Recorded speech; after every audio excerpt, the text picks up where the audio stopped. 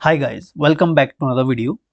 HPPSC PGT paper 1 के लिए हम इंडिया जी के, HPG के और इंटरनेशनल जनरल अवेयरनेस के क्वेश्चंस इस वीडियो में डिस्कस करेंगे। हर क्वेश्चंस को हम डिटेल में डिस्कस करेंगे। PGT हिंदी और फिजिक्स के पेपर से आपको PGT पेपर 1 के स्टैंडर्ड का पता आपको लग गया होगा कि पेपर किस टाइप का आ रहा है, तो आपकी तैयारी भी उसी प्रकार से होनी चाहिए, क्योंकि अगर आपका पेपर 1 क्वालिफाई हो जाता है तो आपके चांसेस बढ़ जाते हैं पेपर 2 में सिलेक्शन होने के, क्योंकि मैक्सिमम कैंडिडेट्स पेपर 1 में ही एलिमिनेट हो जा रहे हैं। तो इस बात का ध्यान रखें। पहला क्वेश्चन है, the treaty of Srirangapatna was signed between Tipu sultan and. तो श्रीरंगपटना की ट्रीटी टीपू सुल्तान और किसके बीच में जो साइन हुई थी? तो ये ट्रीटी टीपू सुल्तान और कॉर्नवालिस के बीच में हुई थी। ऑप्शन बी करेक्ट होगा इसमें। थर्ड एंग्लो मैसूर के वॉर के एंड में 1792 को ये ट्रीटी साइन हुई थी, एंग्लो मैसूर वॉर के बाद। ओके, 1792 में ये ट्रीटी साइन हुई थी, डेट याद रखें। नेक्स्ट क्वेश्चन है question number 14, to which professions earlier leaders who struggled for freedom of India mainly belonged. किन व्यवसाय के लोगों ने फ्रीडम स्ट्रगल में पार्टिसिपेट किया था? तो इसमें लॉयर, टीचर्स, जर्नलिस्ट्स सभी ने एक्टिवली पार्टिसिपेट किया था इन तीनों ऑप्शंस में। तीनों करेक्ट हैं, तो ऑल ऑफ द एबव। तो अगला क्वेश्चन है, the name of the Laccadive, Minicoy and Amindivi islands was changed to Lakshadweep by an act of parliament in। तो यहाँ पूछ रहे हैं कि संसद के किस अधिनियम द्वारा लक्षद्वीप नाम रख दिया गया लेकेडाइव, मिनिकॉय और अमिंडीवी आइलैंड के नाम को? तो ये एक्ट 1973 में पार्लियामेंट में पारित हुआ था। ऑप्शन डी करेक्ट होगा, 1973। क्वेश्चन आपसे ऐसे भी पूछा जाता है कि लक्षद्वीप का पुराना नाम क्या था? तो लक्षद्वीप का पुराना नाम जो है लेकेडाइव था। लक्षद्वीप जो है इसका ऑफिशियल नाम 1 नवंबर 1973 को, और इसकी कैपिटल, लक्षद्वीप की कैपिटल है कवरत्ती। और लक्षद्वीप का जो हाई कोर्ट है, वो केरला हाई कोर्ट के अंतर्गत ही है। ओके, केरला हाई कोर्ट है। अगला क्वेश्चन है question number 16, the power to decide an election petition is vested in the. चुनाव याचिका पर निर्णय लेने की शक्ति निहित है किसके पास है? तो ये हाई कोर्ट्स के पास होती है। ऑप्शन सी करेक्ट होगा, high courts.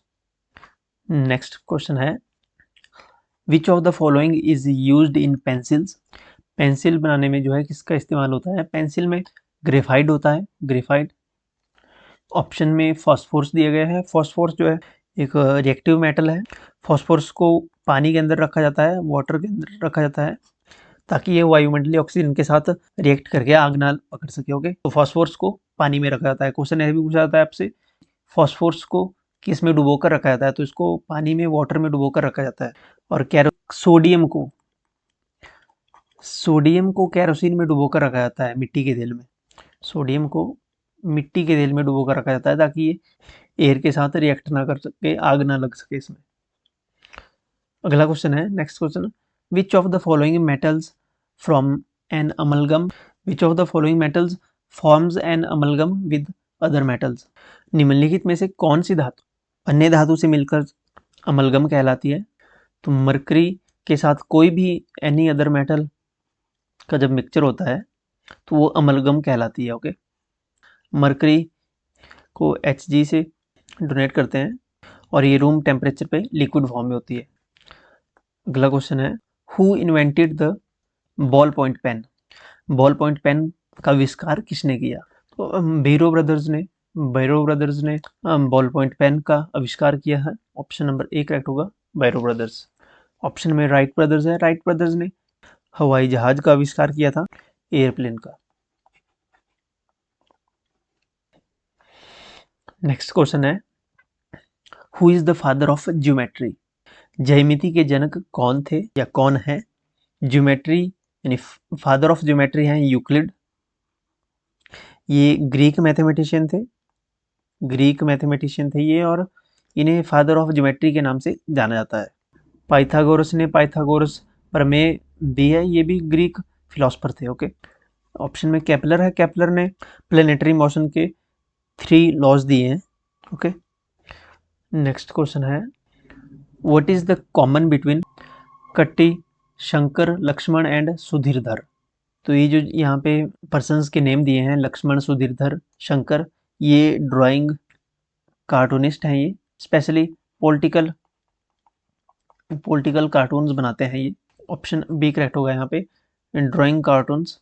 Next question geography से, the intersecting lines drawn on maps and globes are, जो इंटरसेक्टिंग लाइंस होती हैं ग्लोब पर, इन्हें क्या कहते हैं? तो इन्हें जियोग्राफिक ग्रिड्स कहते हैं। ऑप्शन सी करेक्ट होगा, जियोग्राफिक ग्रिड्स। जैसे ग्लोब पे इस टाइप की जो लाइंस होती हैं वो ये लैटिट्यूड कहलाती हैं, और लॉन्गिट्यूड में जैसे ऊपर से नीचे को ये लॉन्गिट्यूड लाइंस कहलाती हैं, और ये जो इंटरसेक्टिंग लाइंस होती हैं इनको जियोग्राफिक ग्रिड्स कहते हैं। अगला क्वेश्चन है, the iron and steel industries of which of the following countries are almost fully dependent on imported raw materials? निम्नलिखित में से किन कंट्रीज में जो है आयरन और स्टील इंडस्ट्रीज को रन करने के लिए जो है कच्चा माल जो है रॉ मटेरियल इंपोर्ट करना पड़ता है, फुली डिपेंडेंट है वो? तो है जापान। इनको जापानीज को आयरन और स्टील इंडस्ट्रीज के लिए रॉ मटेरियल इंपोर्ट करवाना पड़ता है। ओके, तो ऑप्शन बी करेक्ट होगा, जापान। क्वेश्चन नंबर 24 है, the first death anniversary day of Shri Rajiv Gandhi was observed as the, जो फर्स्ट डेथ एनिवर्सरी थी राजीव गांधी की वो एंटी टेररिज्म डे के रूप में मनाई गई थी। Okay, first death anniversary of Rajiv Gandhi जी।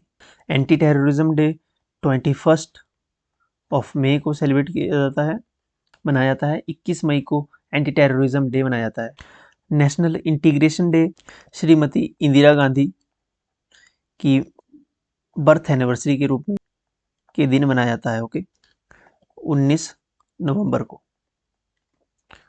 अगला क्वेश्चन है the centenary of Mahatma Gandhi's arrival in South Africa was celebrated in, Mahatma Gandhi के दक्षिण अफ्रीका आगमन की शताब्दी कब मनाई गई?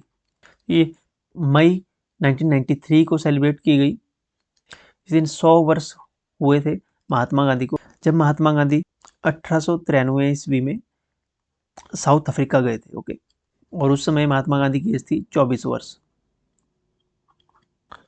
अगला क्वेश्चन है, the year 1991 was observed in India as the year of, Bharat में वर्ष 1991 को किस वर्ष के रूप में मनाया गया था? तो ये टूरिज्म ईयर के रूप में मनाया गया था, ईयर 1991। क्यों मनाया गया था? इकोनॉमी को बूस्ट करने के लिए। इसी वर्ष LPG रिफॉर्म भी हुए थे, लिबरलाइजेशन, प्राइवेटाइजेशन और ग्लोबलाइजेशन। नेक्स्ट क्वेश्चन है, the famous Dilwara temple are situated in, जो फेमस दिलवाड़ा टेम्पल है ये कहाँ सिचुएटेड है? दिलवाड़ा टेम्पल राजस्थान में स्थित है, राजस्थान के माउंट आबू में।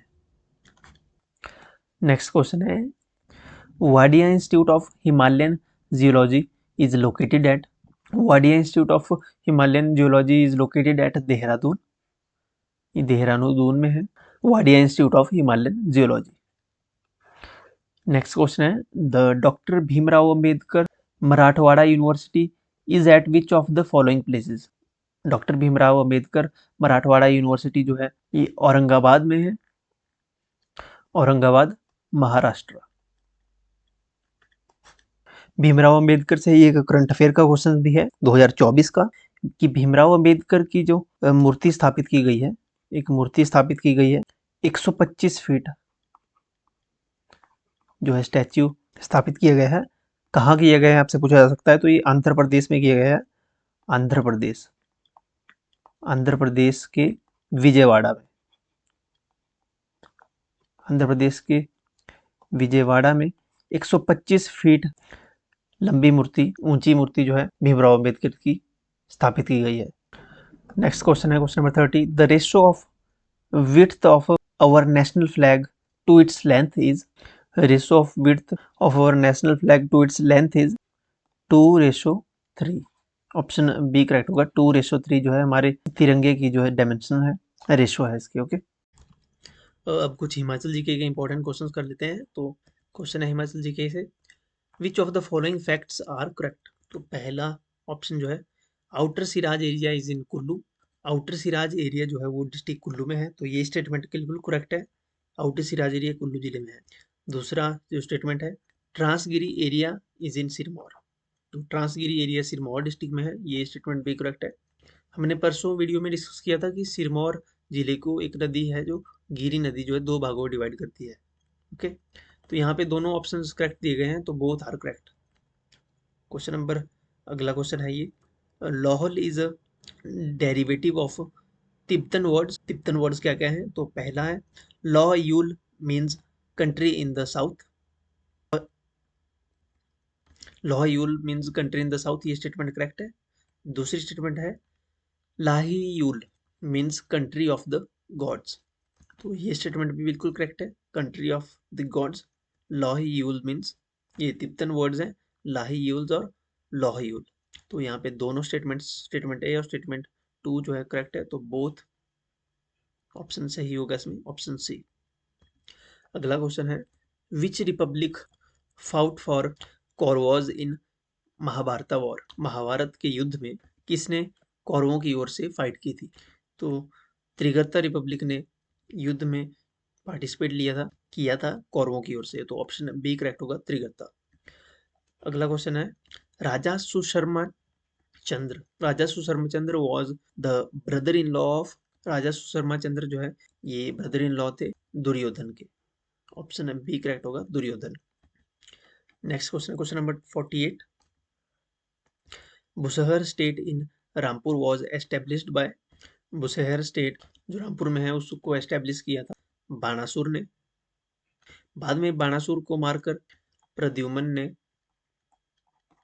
बुसहर स्टेट पे राज किया था। बुसहर स्टेट के राजा थे प्रद्युम्न। प्रद्युम्न जो है लॉर्ड कृष्णा के बेटे थे। बुसहर स्टेट की राजधानी कैपिटल हुआ करती थी कामरू। बाद में चतर सिंह एक राजा हुए बुसहर स्टेट के, उन्होंने राजधानी कामरू से ट्रांसफर कर दी सराहन को। कामरू से सराहन ट्रांसफर कर दी थी कैपिटल बुसहर स्टेट की चतर सिंह ने। चतर सिंह राजा थे बुसहर स्टेट के। नेक्स्ट क्वेश्चन है, who shifted his capital from Sarahan to Rampur.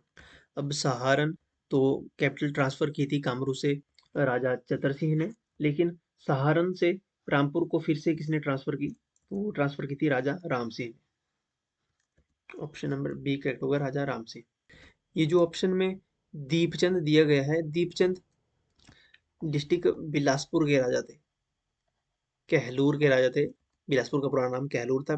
Deepchand Kahlur के राजा थे और इन्होंने बिलासपुर की राजधानी सुनहानी से ट्रांसफर की थी बिलासपुर को। अब जहाँ पे कैपिटल बनती है, जैसे कहाँ पे राजधानी बनती है, तो वहाँ पे शहर भी एस्टेब्लिश हो जाता है। तो दीपचंद ने ही बिलासपुर शहर की स्थापना भी की थी।